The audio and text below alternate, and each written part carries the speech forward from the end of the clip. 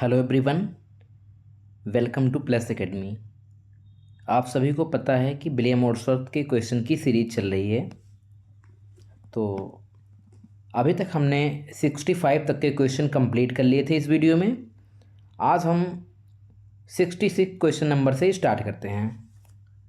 Next question number 66। The excursion dated 1814 mark the beginning of. जो excursion थी 1814 यानी कि पब्लिकेशन डेट है, mark the beginning of Wordsworth growth of sensibility to natural phenomena, ये option सही है। या the decline of Wordsworth poetic genius, option C the height of Wordsworth ascent to fame, option number D Wordsworth friendship with Coleridge. तो 66 का जो correct answer हो जाएगा, जो एक्सकर्सन थी वो क्या थी? Option number be the decline of the Wordsworth poetic genius, ये ऑप्शन सही हो जाएगा। इन्होंने बहुत ही लंबा पोएम लिखने की कोशिश की थी।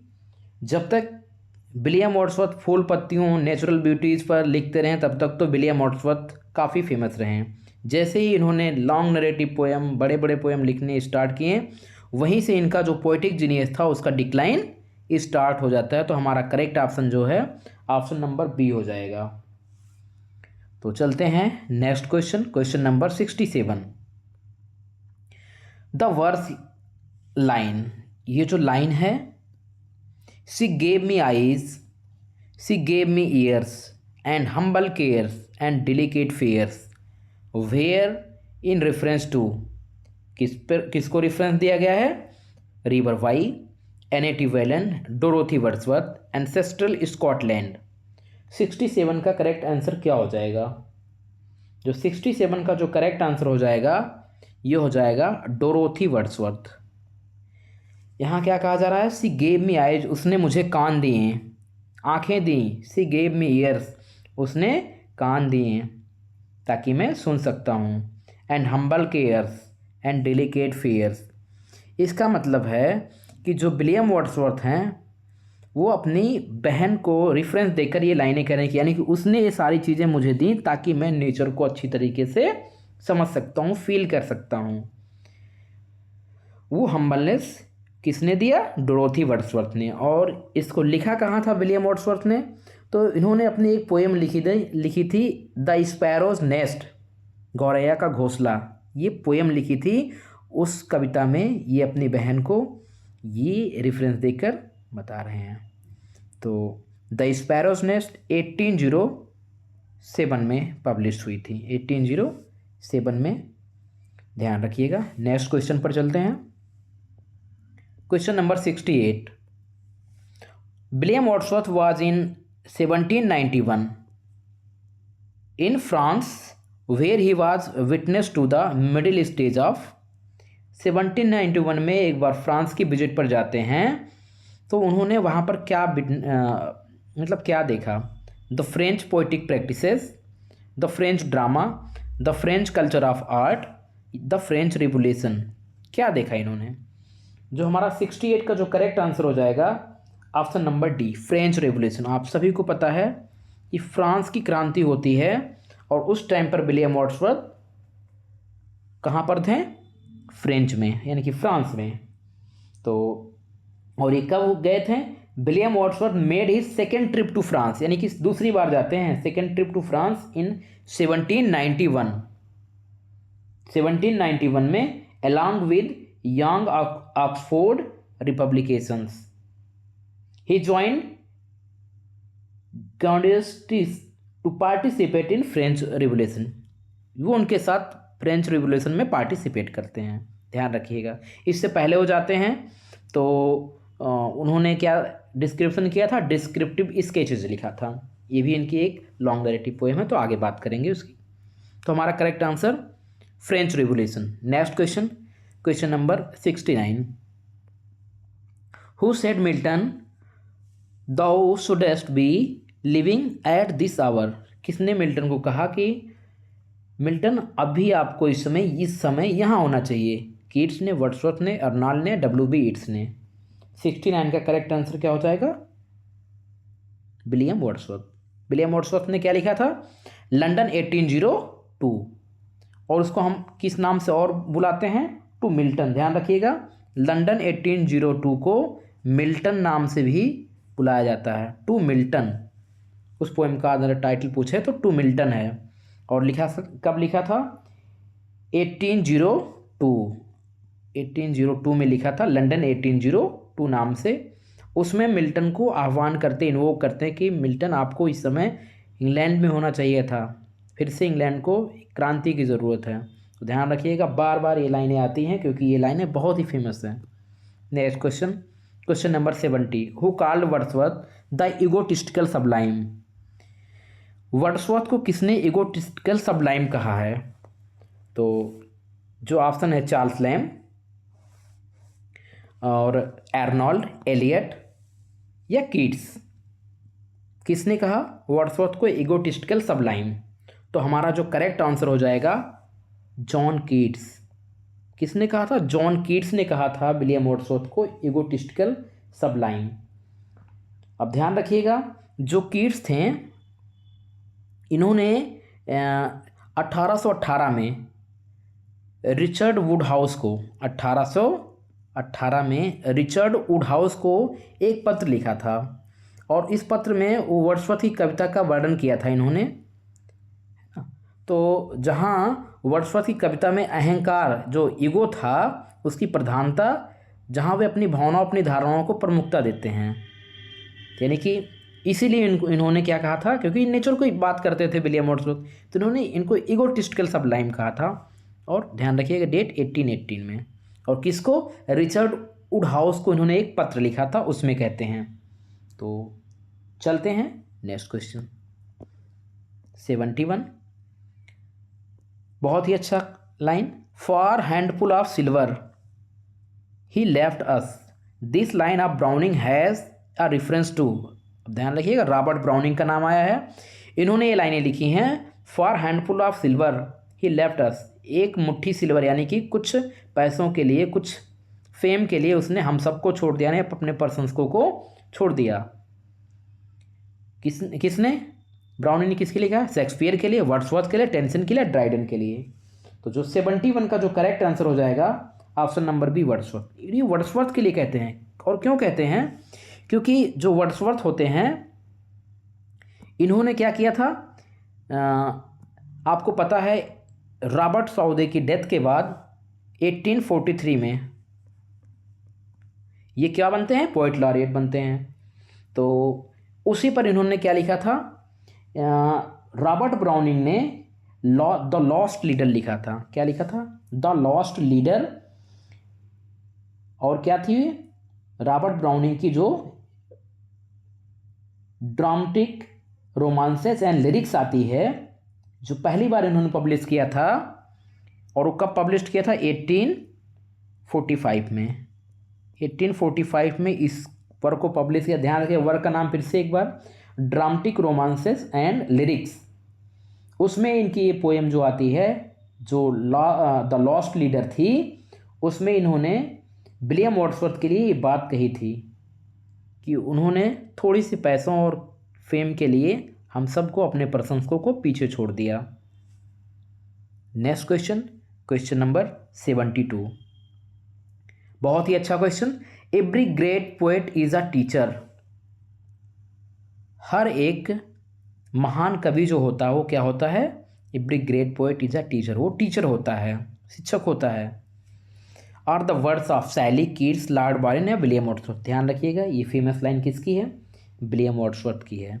वर्ड्सवर्थ ही कहते हैं कि हर एक ग्रेट पोएट जो होता है वो एक टीचर होता है। तो इन्होंने जो लिखा था, ये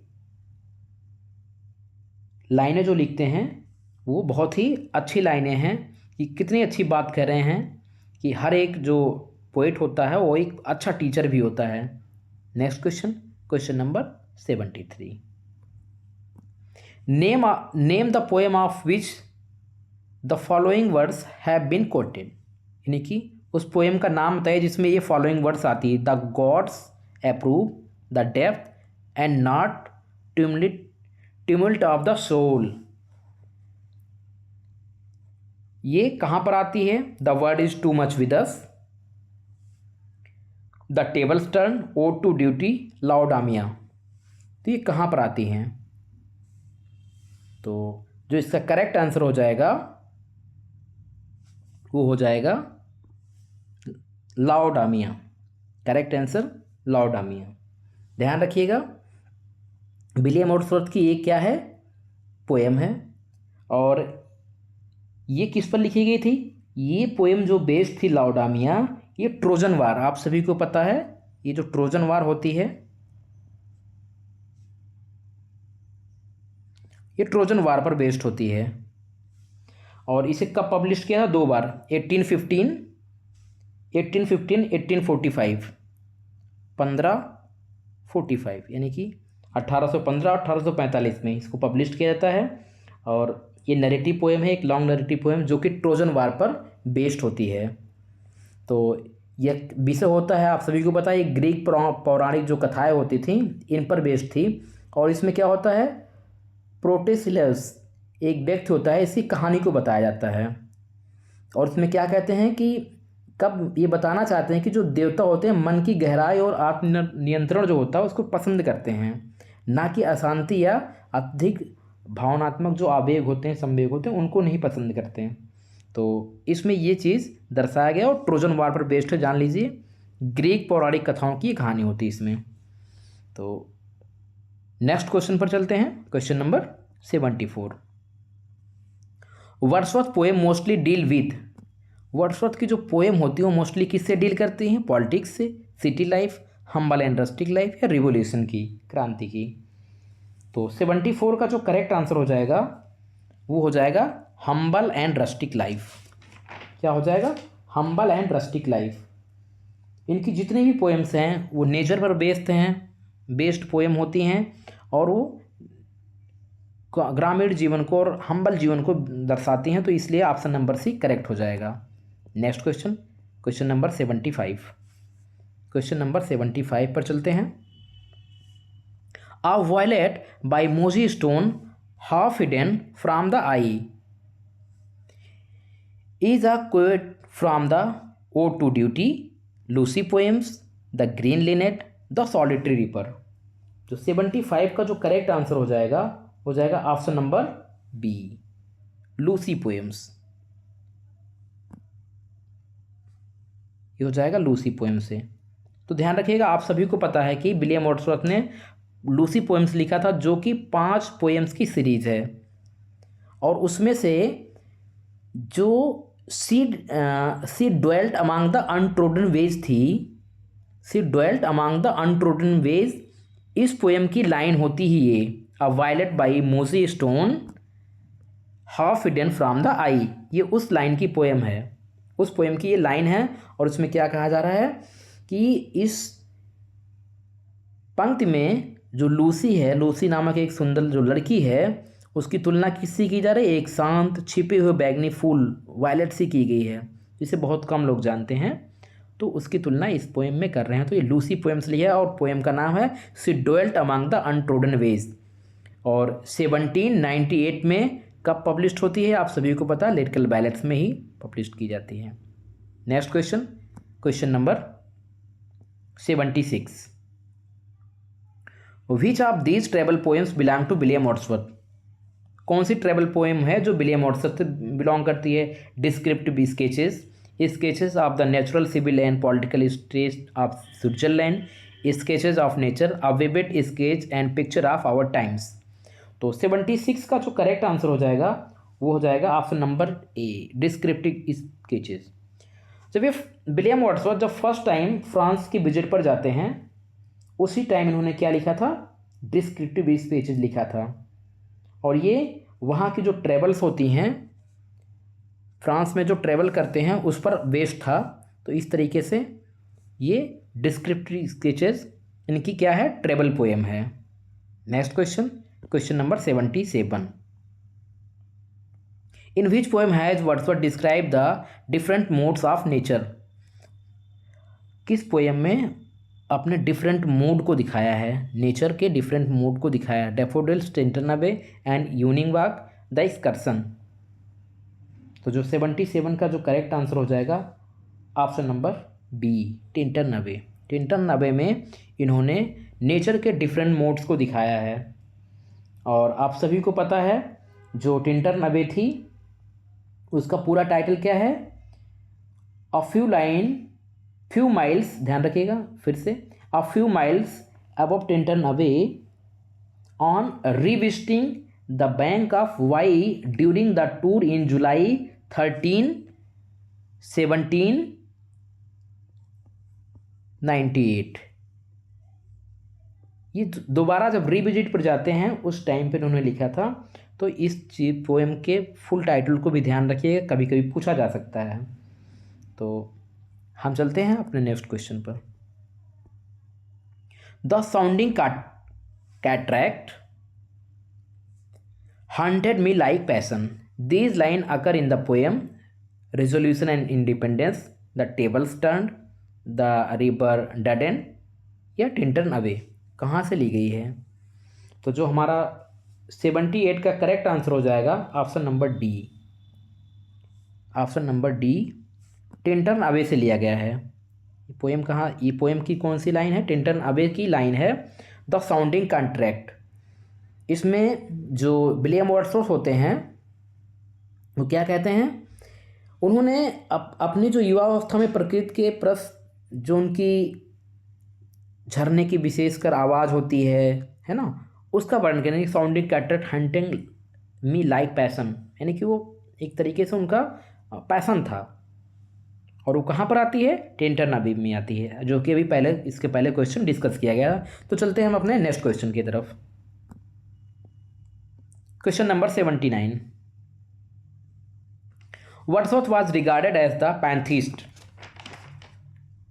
द टर्म मीन्स, ये जो पैंथिस्ट है पूछ रहे हैं कि इस टर्म का मतलब क्या है? A person who believes that God exist in and the same as all things, animals and people within the universe.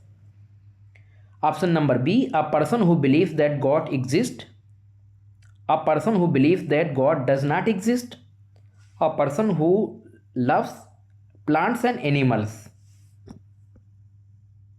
तो 79 का जो करेक्ट आंसर हो जाएगा वो हो जाएगा option number A. Option number ये सही हो जाएगा। इसका मतलब क्या होता है एक बार समझ ले। तो पैंथिस्ट का मतलब क्या होता है? A person who believes that God exist, एक पैसा आदमी जो ये बिलीव करता है कि गॉड एग्जिस्ट करता है, and the same as all things, और वो ऐसे ही सभी चीज़ों के लिए सोचता है, चाहे वो एनिमल्स हों, पीपल हों, विद इन द यूनिवर्स, जो यूनिवर्स के अंदर सभी हैं, वो सभी के बारे में ऐसा विचार रखता हो, उसको हम कहते हैं पैंथिस्ट। तो विलियम वर्ड्सवर्थ को पैंथिस्ट कहा गया था, इसलिए ये टर्म को आप समझ लीजिए। Next question, question number 80। Question number 80। Which poem was called the poem to Coleridge by Wordsworth? किस पोएम को क्या कहा गया था? पोएम टू कॉलरिज, इस नाम से बताया गया था, पोएम टू कॉलरिज। टिंटन अबे, इमोर्टैलिटी ओड, द प्लूड या सॉलिटरी रीपर। तो हमारा जो करेक्ट आंसर हो जाएगा ऑप्शन नंबर सी। ध्यान रखिएगा, जो प्लूड थी ये विलियम वर्ड्सवर्थ ने लिखा था और ऑटोबायोग्राफिकल पोएम है। और कब पब्लिश हुई थी? 1850 में पोस्टथॉमसली, यानी कि इनके मरने के उपरांत इनकी जो वाइफ थी, क्या नाम था? मैरी हचिंसन, उन्होंने पब्लिश करवाया था। और सारा हचिंसन जो कि इनकी वाइफ की सिस्टर होती है, जिनको लव करते थे एस.टी. कॉलरिज। तो ध्यान रखिए, कंफ्यूज मत होइएगा। मैरी हचिंसन जो इनकी वाइफ थी, उन्होंने पब्लिश करवाया था इनके मरने के उपरांत। और ध्यान रखिएगा, विलियम वर्ड्सवर्थ ने इसको द प्लूड नाम नहीं दिया था, बल्कि क्या नाम दिया था? Poem to Coleridge. Poem to Coleridge नाम दिया था। इसलिए ध्यान रखिएगा कि इसका जो करेक्ट आंसर हो जाएगा पोएम टू कॉलरिज, किस पोएम को कहा गया है? द प्लूड को। तो नेक्स्ट क्वेश्चन। आज के वीडियो में बस इतना ही।